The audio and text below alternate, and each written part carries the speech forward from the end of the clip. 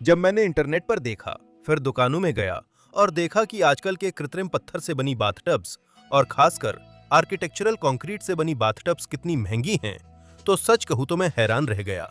इनकी कीमतें कुछ $1000 से शुरू होती हैं और आसमान छू जाती हैं।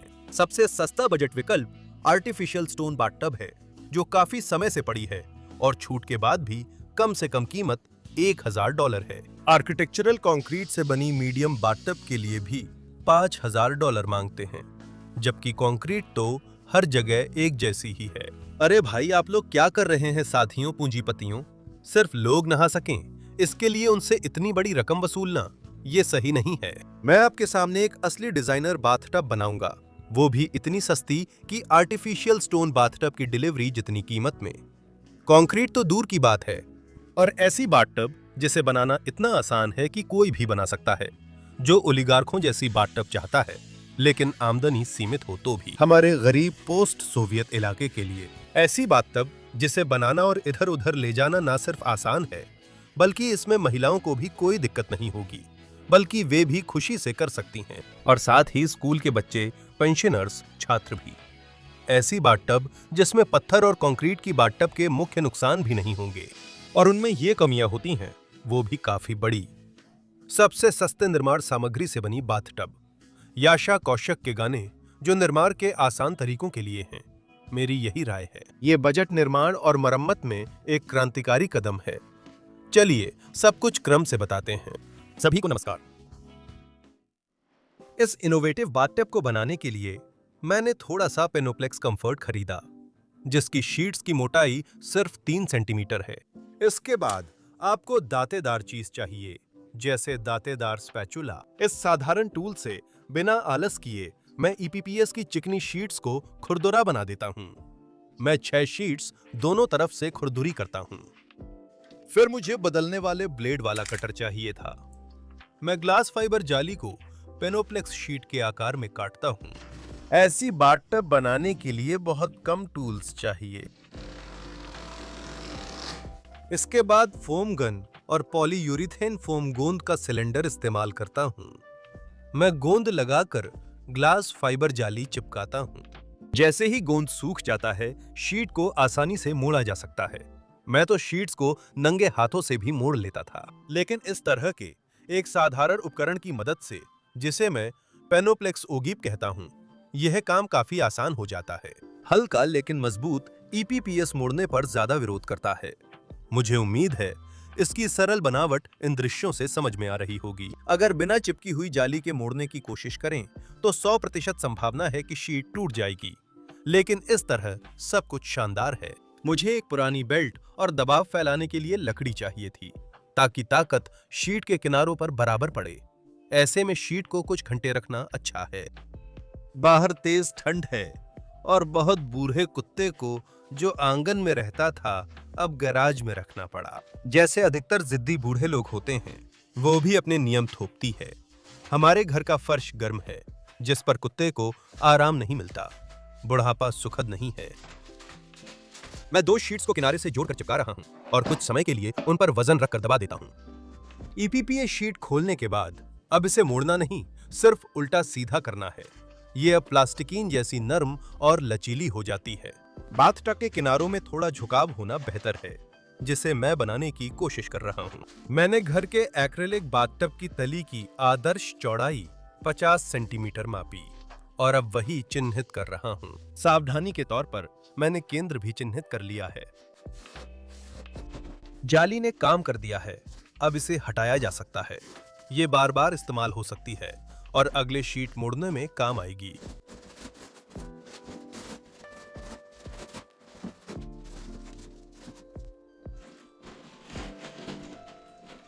मैं 50 सेंटीमीटर चौड़ी शीट पर वे जगहें चिन्हित करता हूं, जहां ये बाथटब की तल की मार्किंग लाइनों को काटती है। किनारों से दोनों तरफ यह दूरी 18 सेंटीमीटर निकली।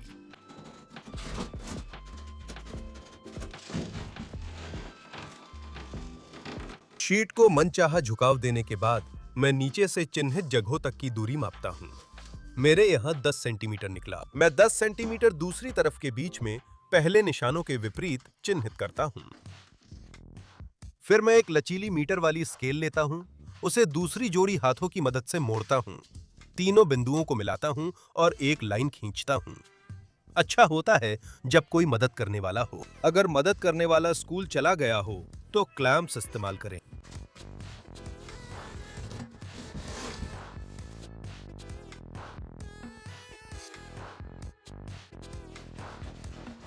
मैं अतिरिक्त हिस्सा चाकू से काट कर मिलाता हूं।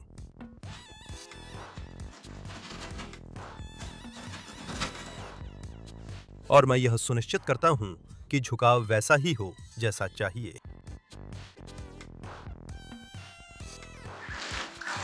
जारी है। मैं निशानों को अच्छी तरह से दिखाई देने लायक बनाता हूं। मैं शीट के किनारे से 36 सेंटीमीटर पर निशान लगाता हूं। कम भी किया जा सकता था। मैं निशानों को मिलाता हूं और एक रेखा, एक चाप खींचता हूं।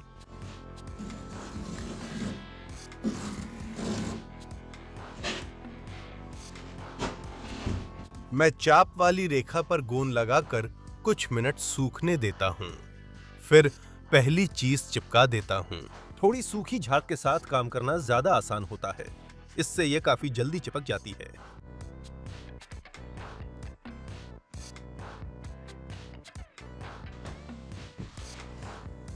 आजमाकर मैं नहाने के टब की आवश्यक न्यूनतम लंबाई तय करता हूं। औसत कद के व्यक्ति के लिए सब सही है, इसलिए मैं टब की तल की मार्किंग आगे बढ़ा रहा हूं।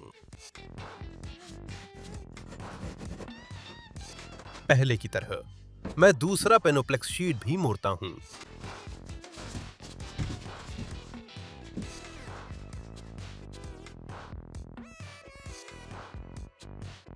मैं किनारों से 18 सेमी माप कर निशान लगाता हूं और मिलान चेक करता हूं। फिर शीट के विपरीत तरफ 10 सेमी माप कर निशान लगाता हूं। फिर से दूसरी जोड़ी हाथों और मुड़ने वाली स्केल से मैं जटिल रेखा बनाता हूं। जो लोग मेरी 3D मॉडलिंग में गहराई से नहीं जाना चाहते, उनके लिए ये 18 सेंटीमीटर से शुरू होकर 10 सेंटीमीटर के निशान से दूसरी ऐसे ही निशान तक गईं। ये मेरे प्रयोग को दोहराने का मुख्य पैरामीटर है। मैंने बाथटब की लंबाई में लगभग 7 सेंटीमीटर और जोड़े और तली पर इसी तरह निशान बनाए। इससे बाथटब की तली लंबी हो जाती है। आखिरकार यह प्रीमियम बाथटब है, भले ही सस्ती हो। प्रीमियम बाथटब कभी छोटी नहीं होती। इस बार वक्र और लंबा है।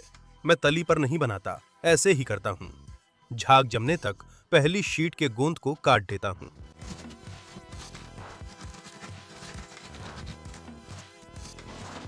दूसरी मुड़ी शीट चिपका रहा हूं। मैं लकड़ी के टुकड़ों से स्पेसर लगाता हूं और अब बाथटब की शेप के साथ आसानी से खेल सकता हूं। मुझे खेलना पसंद है। अगली शीट में लंबी साइड से 1/4 काटता हूं और लगाते ही समझता हूं कि ये कमाल है। अगर तली और लंबी होती तो शीट कम पड़ती और मुझे जोड़ना पड़ता। अगर तली की लंबाई 157 सेंटीमीटर से ज्यादा न हो तो साइड्स के लिए एक शीट की लंबाई काफी है। फिर आसान प्रोसेस है, शेप एडजस्ट कर नई साइड का चौथाई हिस्सा काटना। आगे जारी रहेगा।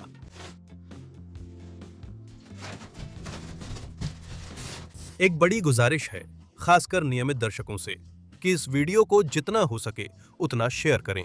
मुझे यकीन है ये जानकारी बहुतों के काम आ सकती है। आगे जारी रहेगा, आगे जारी रहेगा। मैं गोंद झाग लगाकर थोड़ा सूखने देता हूं, फिर पहली साइड चिपका देता हूं।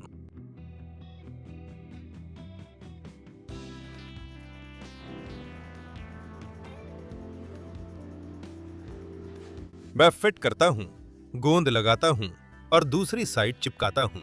सर्दी का मौसम है, बाहर -20 डिग्री है, गैराज में ठंडक है, इसलिए गोंद गर्मियों की गर्मी जितनी जल्दी नहीं पकड़ता। कुछ जगहों पर मैं हिस्सों को अस्थायी रूप से लव टैपिंग स्क्रू और कीलों से फिक्स करता हूं।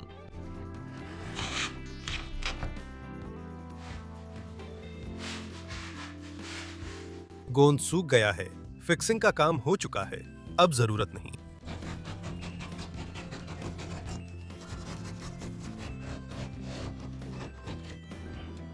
निर्माण की प्रक्रिया लगभग बिना किसी बर्बादी के होती है और कटे हुए टुकड़े भी इसमें अच्छी तरह इस्तेमाल हो जाते हैं। इस तरह बाथटब मेरी शुरुआती योजना से भी ज्यादा गहरा बन जाएगा।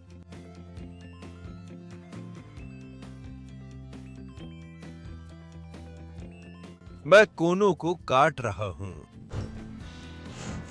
जारी रहेगा।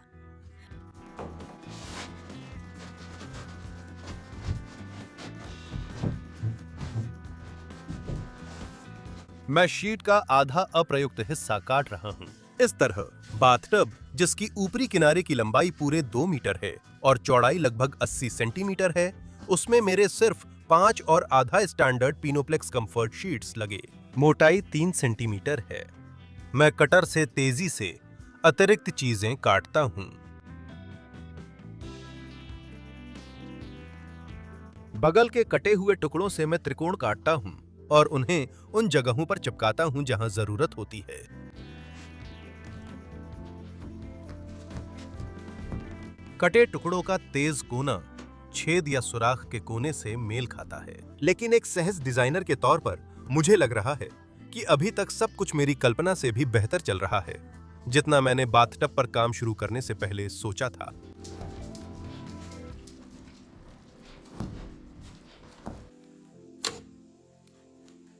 मुझे यकीन है अब समय आ गया है कि मैं रहस्य से पर्दा हटाऊं और बताऊं कि यह कौन सा डिब्बा है जिससे मैं बार-बार वे औजार निकाल रहा हूं जो मेरे पास पहले नहीं थे।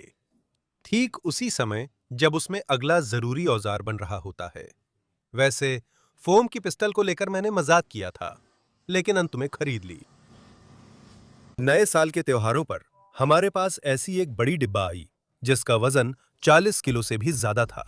मैं बहुत समय से सपना देख रहा था और आखिरकार हमने 3D printer bamboo lab H2S combo ले ही लिया, वो भी आधिकारिक डीलर 3D आउटलेट से। ये हाल ही में लॉन्च हुआ नया मॉडल है। मशीन अनबॉक्स करते ही अच्छा अनुभव मिला।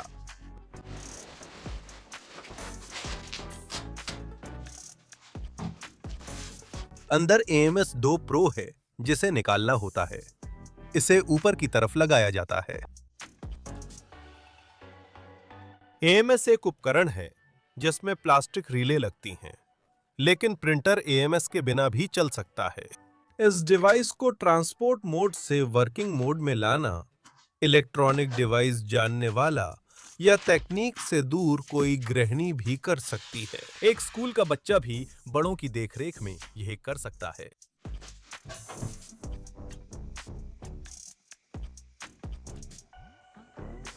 चूंकि 3D आउटलेट आधिकारिक सप्लायर है, इसलिए प्रिंटर में रूसी भाषा उपलब्ध है। मैं दबाता हूं, यूरोप चुनता हूं, वाईफाई से कनेक्ट करता हूं। आखिरकार बेलारूस यूरोप के केंद्र में है। फिर कैलिब्रेशन पर क्लिक करता हूं। यह उतना ही आसान है जैसे पहली बार आईफोन चालू करना। खरीदने से पहले मैंने रिव्यू देखे। रिव्यू में बैम्बू लैब प्रिंटरों को 3D प्रिंटरों का आईफोन कहा गया है।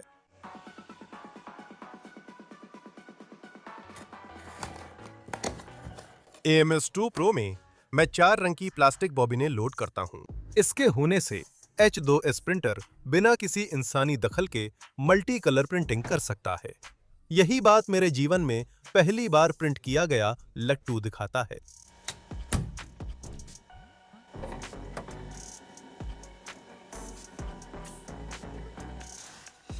ये मेरी पत्नी का पहला ऑर्डर है, हुडी के आकार में पेन स्टैंड। फिर मैंने एक खास स्क्रैपर प्रिंट किया ताकि ताजे प्रिंटेड आइटम्स प्रिंटर टेबल से आसानी से हटाए जा सकें। प्रिंटर टेबल और इसका वर्किंग वॉल्यूम काफी बड़ा है। ये बाम्बू लैब के सभी प्रिंटरों में सबसे बड़ा प्रिंटिंग स्पेस है। स्क्रैपर के ब्लेड और स्क्रूज मशीन की सर्विसिंग के सामान के साथ आए थे। अगला ऑर्डर फिर पत्नी की तरफ से है। ये बर्फ के फाहे हैं। आखिरकार बाहर तो ठंडी का मौसम है।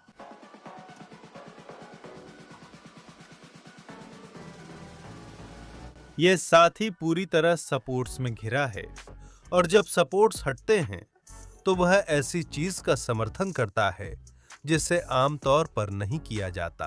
तैयार ना दिमाग पर यह गहरा असर डालता है कि एक ही बार में ऐसी चीजें प्रिंट की जा सकती हैं जो कई चलने वाले हिस्सों से बनी होती हैं, जो तुरंत ही जुड़ी होती हैं और अलग नहीं की जा सकती।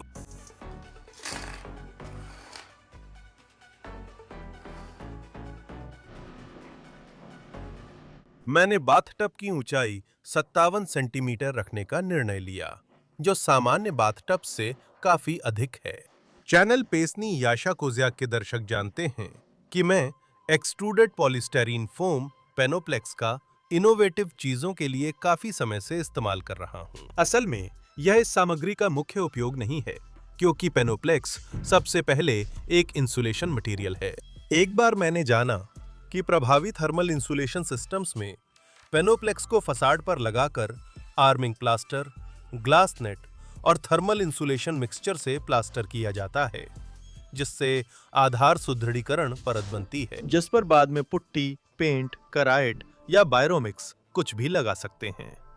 तब मैंने सोचा दोनों तरफ आधार सुदृढ़ीकरण परत लगा दूं। नतीजा उम्मीद से भी बढ़कर निकला।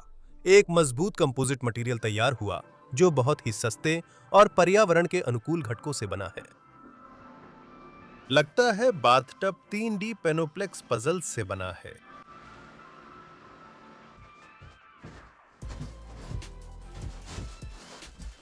मैं अब खुद से खुश हूं और खुद को सहज डिजाइनर मानता हूं। बैम्बू लैब HDWS अस्थायी सपोर्ट कितनी समझदारी से बनाता है, ये देखकर मैंने भी अपने प्रोजेक्ट में ब्रेसेस और सपोर्ट्स लगाने का फैसला किया।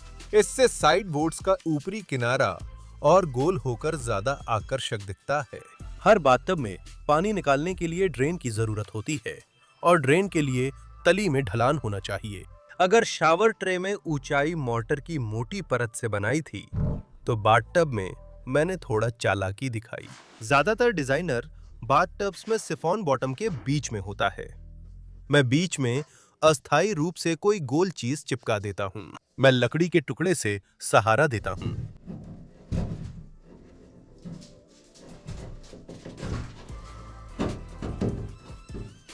अब बॉटम में सेंटर की ओर ढलान साफ दिखेगा, जिसे सीधी चीज लगाकर आसानी से देखा जा सकता है।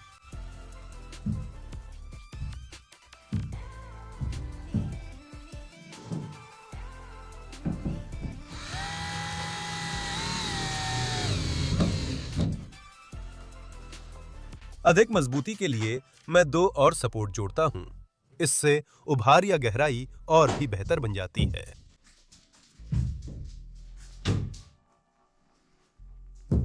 किनारे फैल गए हैं और वे बाथटब की शुरुआत और अंत से नीचे हो गए हैं। आखिर ये त्रि-आयामी ज्यामिति है, इसलिए मजबूती के लिए मैंने XPS के टुकड़ों को काटकर सपोर्ट के तौर पर चिपका दिया।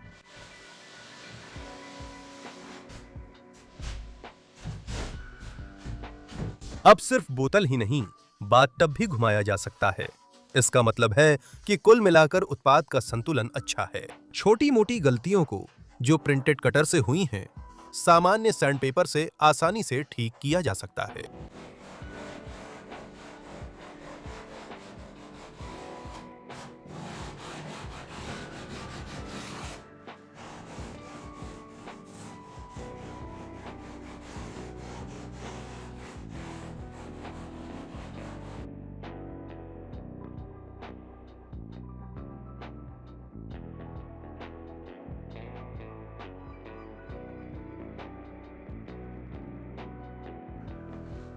अब बाथटब सभी 10 बिंदुओं पर टिका हुआ है। आगे के काम के लिए मजबूती पूरी तरह से पर्याप्त है। आखिर मेरे पास पहले से ही थोड़ा अनुभव है। मेकर वर्ल्ड वेबसाइट पर सभी के लिए हर तरह के हजारों मुफ्त 3D मॉडल्स उपलब्ध हैं। बैम्बू हैंडी मोबाइल ऐप से आप कहीं से भी कभी भी प्रिंट कर सकते हैं और प्रिंटिंग को रियल टाइम में मॉनिटर कर सकते हैं। इस समय मॉडल्स को प्रिंट पर भेजने के लिए मेरी पसंदीदा जगह हमारी रसोई है। मैं वाटरप्रूफिंग का मिश्रण तैयार कर रहा हूँ। प्रिंट की गई नोजल वैसी ही अच्छी निकली जैसी मेकर वर्ल्ड पर रिव्यूज में थी। स्पैचुला भी ठीक है। पेनोप्लेक्स पानी नहीं सोखता और यह 100% पानी को नहीं गुजरने देती, इसलिए सिर्फ जोड़ों को वाटरप्रूफ करना काफी है, क्योंकि गोंद या फोम थोड़ी बहुत पानी को पास कर सकता है। इस तरह वाटरप्रूफिंग और उसे लगाने के काम पर अच्छी बचत हो जाती है। इसके बाद प्लास्टरिंग के लिए क्षार प्रतिरोधी ग्लास फाइबर जाल का इस्तेमाल किया जाता है। इसकी जाली 5 बाई 5 मिमी की होती है और घनत्व 160 ग्राम प्रति वर्ग मीटर होता है। मैं साधारण पैटर्न बनाता हूँ और खुद को कटिंग मास्टर में बदलता हूँ। सुविधा के लिए जाल को अस्थायी छोटे स्क्रू से लगाता हूँ ताकि छेद ना हो।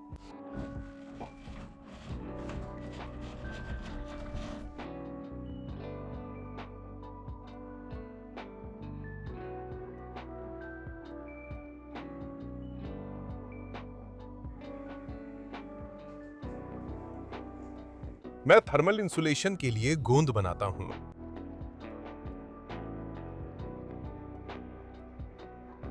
आगे का काम भी पहले जितना ही आसान है, इसमें कोई ज्यादा मुश्किल नहीं है। पेनोप्लेक्स मुख्य रूप से फ्रेम और गैस कंक्रीट घरों की इंसुलेशन में उपयोग होता है। सही सामग्री, मोटाई की गणना, इंस्टॉलेशन और फिनिशिंग से इमारतों की थर्मल एफिशिएंसी बेहतर होती है। पेनोप्लेक्स में उच्च मजबूती और विश्वसनीयता होती है। यह संरचनाओं को एयरटाइट और हवा से सुरक्षित बनाता है। गारंटीकृत विश्वसनीयता और 50 वर्षों से अधिक की सेवा अवधि। सामग्री पर्यावरण के अनुकूल और प्रमाणित रूप से जैविक स्थिर है, जिससे यह स्वास्थ्य व पर्यावरण के लिए सुरक्षित है। स्थापना में आसानी से समय व लागत कम होती है और यह हल्की संरचनाओं को मजबूती भी देता है। हाथों से काम करना सुखद होता है और सबसे महत्वपूर्ण बात यह है कि ये बहुत फायदेमंद है। इससे अल्जाइमर होने की संभावना भी कम हो जाती है, और अगर हो भी जाए तो भी उन लोगों से काफी देर में होगा जो हाथ से काम नहीं करते और फैक्ट्रियों से महंगे डिजाइनर बाथटब्स खरीदते हैं। क्योंकि प्लास्टर की परत बहुत पतली है, इसलिए प्लास्टरिंग के खास कौशल की जरूरत नहीं है। मैं तंग हालात में काम कर रहा हूँ। 3 बाई 6 मीटर के गैराज में 2 मीटर लंबा खुद बनाया वर्कबेंच वेल्डिंग टेबल रखा है, जिसे उसकी मजबूत बनावट के कारण मैंने रामस्टाइन नाम दिया। अब वह प्रिंटर भी है जो छपाई कर रहा है। कई जरूरी चीजें हैं। शरारती बूढ़ी कुतिया ने भी काफी जगह ले रखी है। बुजुर्गों का सम्मान जरूरी है। मैं दरवाजे के पास छोटी सी जगह में रचनात्मक काम करता हूँ। मेरी गोप्रो का वाइड एंगल लेंस शायद ये भ्रम पैदा करता है कि जगह बहुत है, लेकिन असल में जगह बहुत कम है और फिर भी काम अच्छा चल रहा है। इसका अर्थ है आप ये बाथटब छोटे या तंग फ्लैट में भी मरम्मत के दौरान बना सकते हैं। चौड़े स्पैचुला से मैं सतह को ज्यादा समतल बनाने की कोशिश कर रहा हूं। जहां मिश्रण की कमी है वहां और डालता हूं और फिर से स्पैचुला से समतल करता हूं। इस काम में बिल्कुल भी कुछ भी मुश्किल नहीं है। कोई भी इसे कर सकता है, जिसे लगभग मुफ्त में एक डिजाइनर बाथटब पाने का जुनून हो। चाहे गृहस्वामी, गृहिणी, वायलिन या पियानो वादक, स्कूल या कॉलेज का छात्र हो, कोई भी इसे कर सकता है। पेसनी याशा कोसियाका चैनल पर मैं अक्सर इसी तरह से चीजें और आंगन के छोटे ढांचे बनाना दिखाता हूँ, लेकिन हर बार किसी नई चीज पर काम करना बहुत रोमांचक होता है और ये जानकर कि मैं कितनी ज्यादा बचत कर रहा हूँ, असली आनंद की अनुभूति होती है। ऐसी खरीदी हुई चीजें बहुत महंगी होती हैं। जो पैसे बचाए वही पैसे कमाए। मिश्रण सूखते वक्त बाहर नया 2026 साल आ गया है। अब पुराने कैलेंडर के हिसाब से भी लोगों में खुशी और जश्न है। ये समय बहुत दिलचस्प होता है। छोटे पंख वाले दोस्तों के लिए ये समय कठिन है, लेकिन बैम्बू बम्बलअप H2S से उनकी मदद अब बहुत आसान है। इस काम की सभी जरूरी चीजें मेकर वर्ल्ड वेबसाइट पर हैं। मुझ पर ऐसा असर आखिरी बार तब हुआ था जब 1990 में माता पिता ने पहला वीडियो प्लेयर खरीदा था, मतलब वीडियो मैग्नेटोफोन। ऐसे 3D प्रिंटर को काम करते देखना अपने आप में एक असली आनंद है। ये देखना कि वह कितनी कुशलता से बाहरी और भीतरी खोल बनाता है। इन्हें खास सेलुलर भराई से जोड़ते हैं। चमकती हुई पट्टी पूरी तरह से जल उठी है, यानी सब कुछ तैयार है। मुझे इंजीनियरिंग करना पसंद है और मुझे तो यहाँ तक लगता है कि इसे देखना दिमाग को भी सक्रिय कर देता है। शायद यह हमें अगले प्रगतिशील स्तर तक पहुंचने में मदद करेगा। इसलिए मैं मानता हूं ऐसी चीजें हर घर में होनी चाहिए। पक्षियों के लिए बनाई गई फीडर इतनी अच्छी लगी कि हमने एक और भी प्रिंट कर ली, इस बार ग्रेडियंट प्लास्टिक से, जो धीरे धीरे अपना रंग एक से दूसरे में बदलता है। बैम्बू हैंडी ऐप में रंगीन 5 इंच डिस्प्ले पर एक बटन दबाकर आप टाइम लैप्स रिकॉर्ड कर सकते हैं और एक मोबाइल स्टैंड भी बन जाता है। अब प्लास्टिक कार्ड्स मोड़ने की जरूरत नहीं।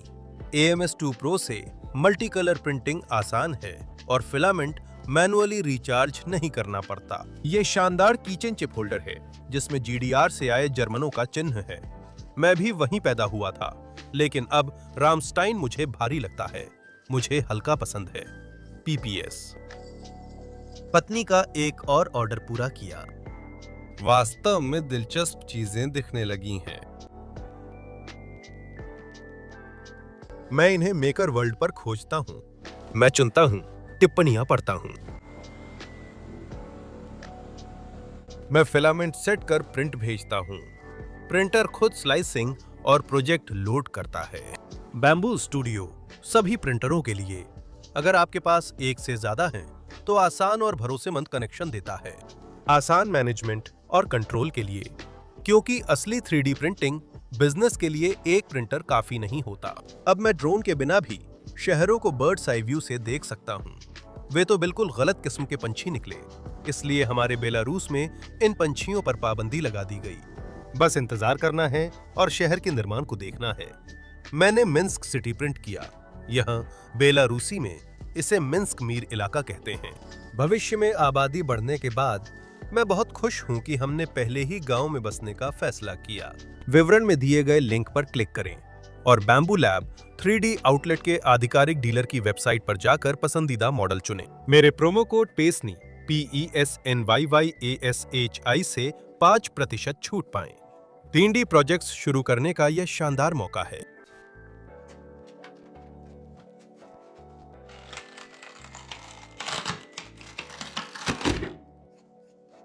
मेरी पत्नी को यह खरीदारी इतनी पसंद आई कि उन्होंने इसके लिए जेब और हैंडल वाला कवर सिल दिया, ताकि मैं इसे गैराज में धूल न लगने दूं। मिश्रण जमना शुरू हो गया है और अब बिल्कुल सही समय है कि इसे कटर की मदद से हल्का सा फिनिश किया जाए। ऐसा मिश्रण 20 से 28 दिन में पूरी मजबूती पाता है और पहला दिन भी अच्छे से प्रोसेस किया जा सकता है।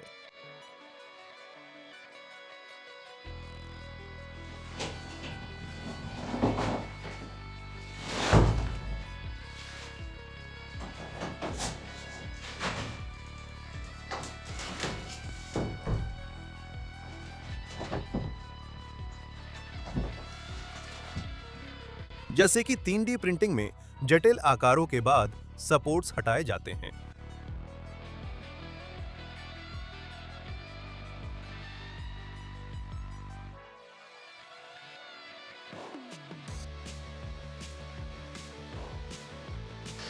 मैं फिर वाटरप्रूफिंग मिक्स कर रहा हूं।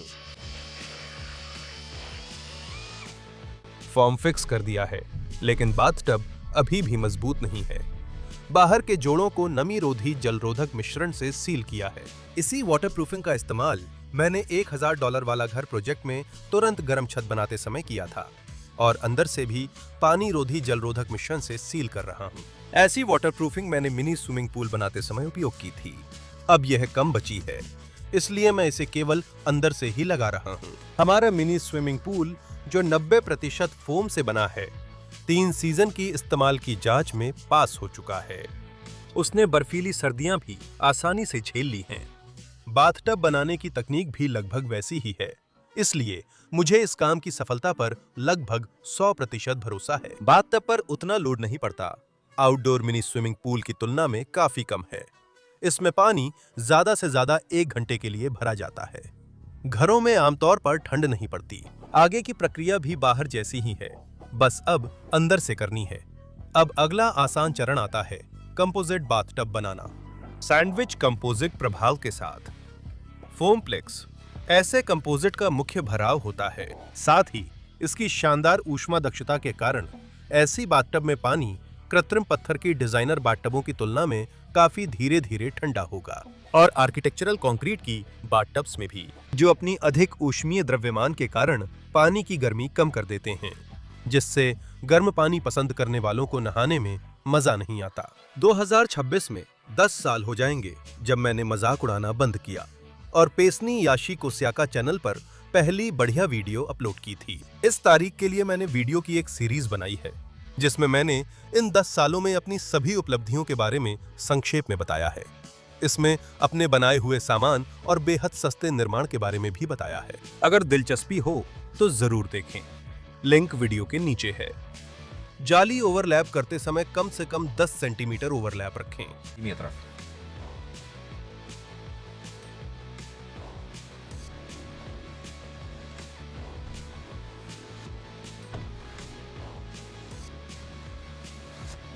गैराज में ज्यादा गर्मी नहीं है, इसलिए मैंने सर्दियों वाला मिश्रण खरीदा है। मिश्रण गैराज की ठंडक में जल्दी जम जाता है, इसलिए मुझे थोड़ा ताजा मिश्रण मिलाना पड़ा ताकि मैं स्पैचुला से सब कुछ समतल कर सकूं।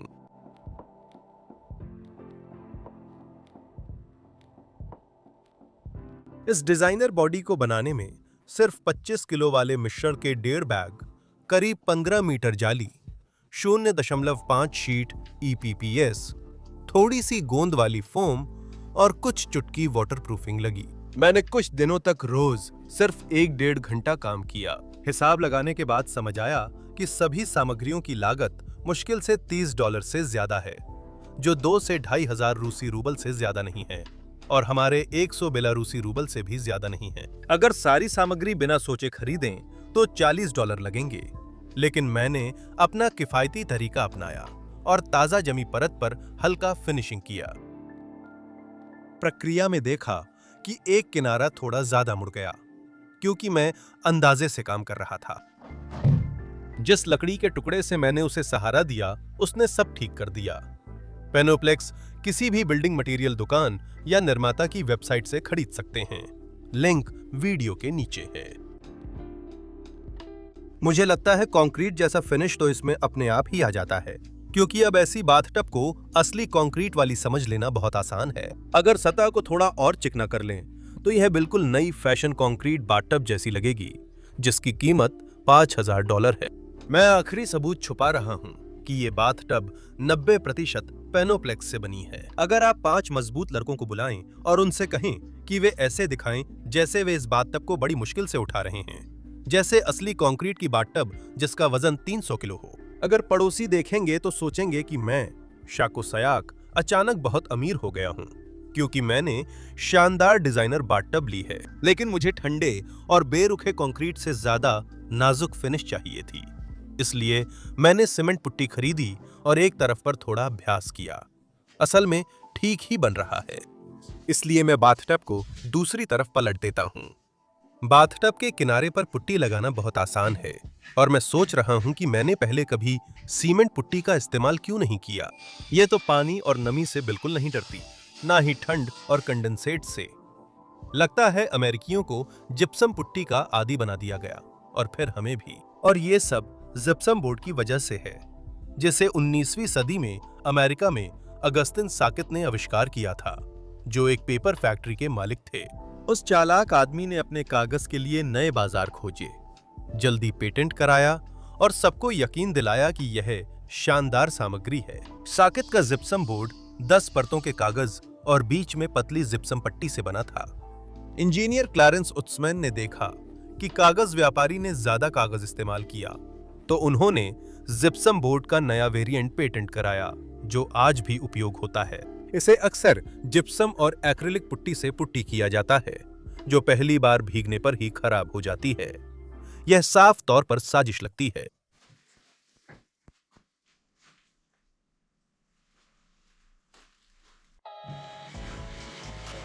ऐसे बाथटब की सस्ती या लगभग मुफ्त फिनिशिंग के सैकड़ों विकल्प हैं। उदाहरण के लिए, आप पुट्टी की कुछ तैयार की गई मात्रा में रंग मिला सकते हैं, उसे जैसे तैसे दीवार पर लगा सकते हैं, फिर घिसकर साफ कर सकते हैं और बिल्कुल संगमरमर जैसा लुक मिल जाएगा।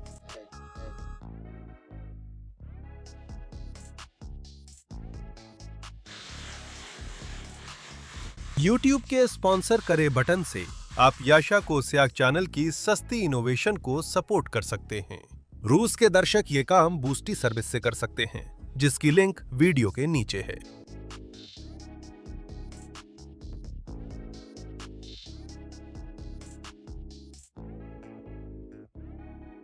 स्लाइडिंग गेट्स के 90% पेनोप्लेक्स इंसुलेशन के बाद थोड़ा फिनिशिंग मटेरियल बच गया।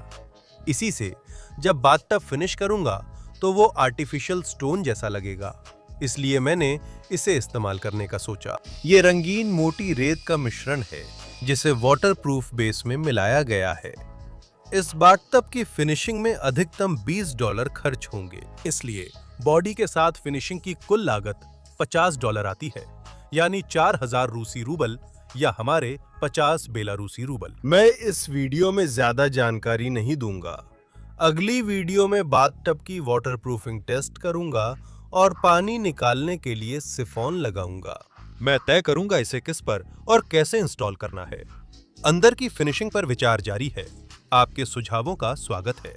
हमारा कूपेल मिनी स्विमिंग पूल अब भी बिना फिनिशिंग के है, जिससे वाटरप्रूफिंग या नहाने की क्वालिटी पर खास असर नहीं पड़ता, लेकिन बाथटब की अंदरूनी फिनिशिंग जरूरी है।